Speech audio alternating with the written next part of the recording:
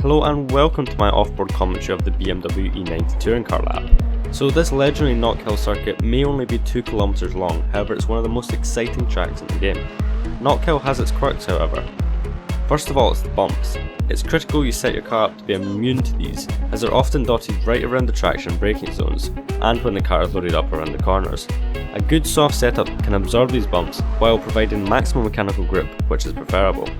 The second quirk is track limits. Project Cars has some very strict rules when it comes to track limits. It's important to know where and when you can take advantage of apex curbs and exit curbs, allowing you to maximise your lap time while keeping the lap valid.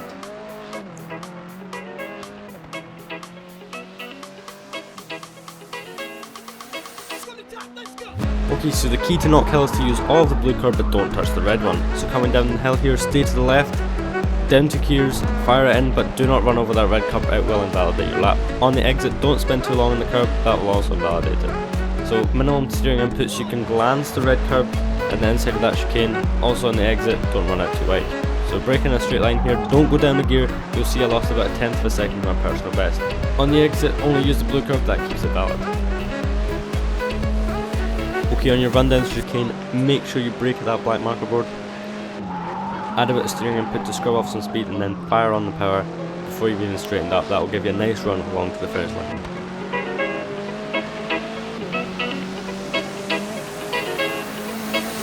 Let's go!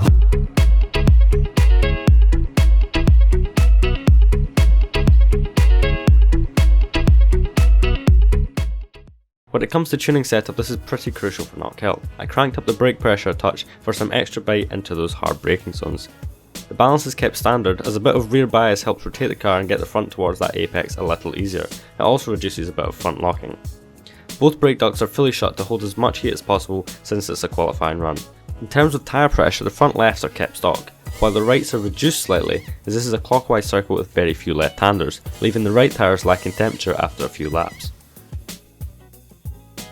The steering ratio has been adjusted to give more control, as the speed at which you need to apply and reduce lock is much faster around Knockhill than some other tracks. The anti-roll bar has been softened at the front to stop the car from being too pointy, as the rear has been reduced to a very low level to allow maximum rear traction.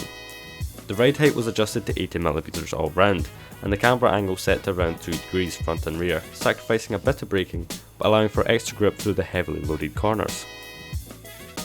Like I explained at the start, we're not trying to hit too many of the big curbs around Knockhill, so I've left the damping settings pretty much stock because they handle the small bumps and the curbs very nicely already. The engine and differential settings are left pretty much stock. The traction control however has been reduced to 1% and the ABS to just 10%. I do like to leave a little bit of ABS just for that final prevention of lock-up under really hard braking. Now, I'd like to thank you very much for watching. I hope this was an informative video and gave you some tips on how to lap the BMW E90 touring car around Knockhill. Thank you, see you next time. Let's go.